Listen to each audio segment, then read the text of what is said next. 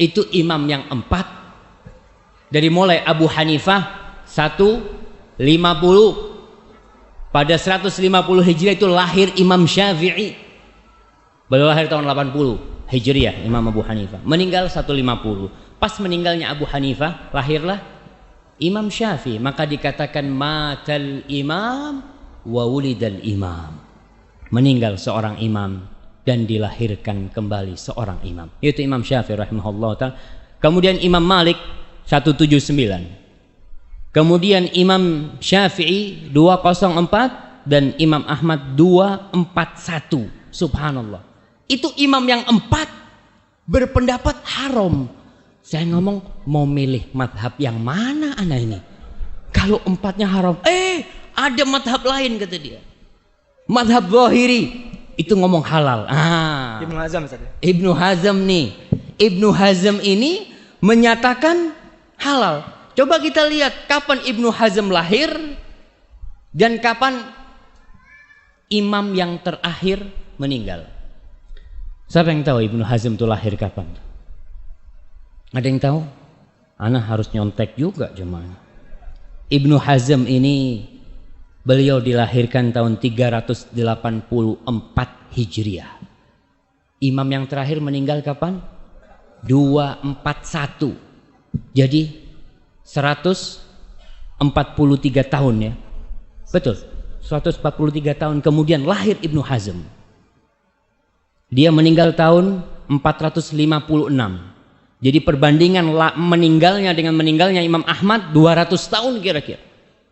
Ibnu Hazm ini berpendapat bahwasanya musik itu halal. Ana ngomong kira-kira bisa diterima enggak ya? Kalau ana mau ikut hawa nafsu ana waktu itu, ana akan ikut Ibnu Hazm. Tapi setelah dipikir-pikir, masa imam yang 4 nih salah? Kemudian satu imam nih benar. Pendapat dia itu ternyata mendhaifkan semua hadis.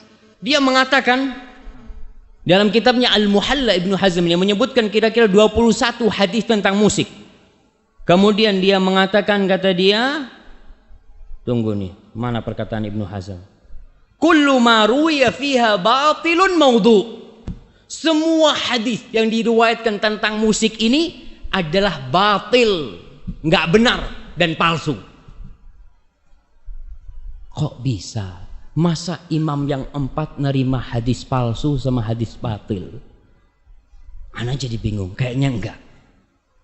Maka kita lihat nih, bagaimana pendapat ulama tentang hadis-hadis yang katanya Ibnu Hazm semuanya batil dan palsu. Ternyata Ibnu Hazm ini seorang alim ulama yang besar, yang senior, tapi dia bukan ahli hadis. Sosok ahli hadis yang lebih dari beliau, Imam Bukhari umpamanya. Imam Bukhari mensahihkan hadisnya. Ibnu Hibban, pengarang kitab Sahih Ibnu Hibban, mensahihkan hadisnya. Maka ana ngomong sepertinya harus dikaji lebih dalam lagi. Apakah benar yang katanya Ibnu Hazm itu semua hadis tentang musik itu batil dan palsu? Kalaupun ada yang sahih, ya nggak sorry gitu kan, nggak ada penyebutan musik itu nggak ada. Maka di sini kita tidak akan merendahkan Ibnu Hazm. Ibnu Hazm adalah sosok ulama senior, dan ketika kita mengkoreksi pendapat Ibnu Hazm, kita tidak mengkoreksi pendapat itu dengan pendapat kita. Siapa ente gitu loh, baru jadi ustadz udah berani jelek-jelekan Ibnu Hazm. Lah, ma'adzallah kita menjelek-jelekan Ibnu Hazm. Kita berbicara tentang agama nih. Kita membandingkan antara pendapat yang mengatakan halal dan haram. Bukan masalah makruh ini. Antara satu di ujung neraka, yang satu juga di ujung neraka. Yang mengatakan haram berarti dia, ya sudah, yang melakukannya bisa masuk neraka. Yang mengatakan halal, kalau ternyata dia menghalalkan yang haram, maka dia juga berbahaya urusannya ketika menghalalkan yang haram.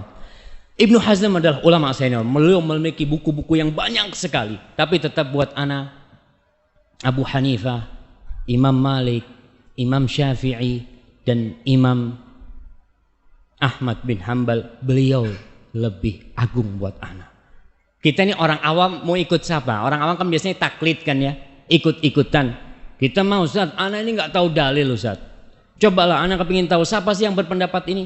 Imam Syafi'i, alhamdulillah, udah anak ikut Imam Syafi'i. Nggak apa-apa, karena kita mungkin nggak bisa untuk mengkaji dalil. Tapi dilihat antara imam-imam itu mana yang lebih bertakwa, mana yang lebih berilmu dalam permasalahan yang sedang diperdebatkan itu. Nah, jangan dulu. Semua ulama setelah Ibnu Hazm taklid Ibnu Hazm. Semua ulama. Ulama mutaakhirin yang ada sekarang dari ulama-ulama Azhar ya. Mereka itu hanya menyambung perkataannya Ibnu Hazm, menguatkan perkataannya Ibnu Hazm. Karena imam sampai disebutkan imam yang menghalalkan musik itu Ibnu Hazm. Jadi semuanya itu jadi akarnya Ibnu Hazm. Nggak ada. Yusuf Qaradawi. Gimana? Yusuf Qaradawi juga.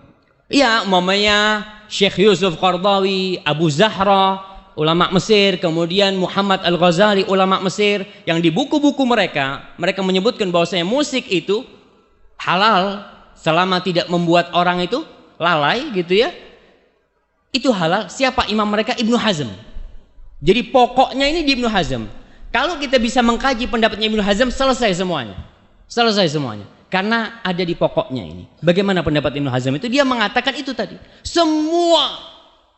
Syekh Albani mengatakan hadis dhaif, kalau semuanya dhaif, kalau banyak itu bisa jadi hasan. Hadisnya banyak sekali, nggak ada tuh, batil. Maka kita lihat bagaimana ya pendapat-pendapat ulama hadis tentang hadis-hadis musik itu.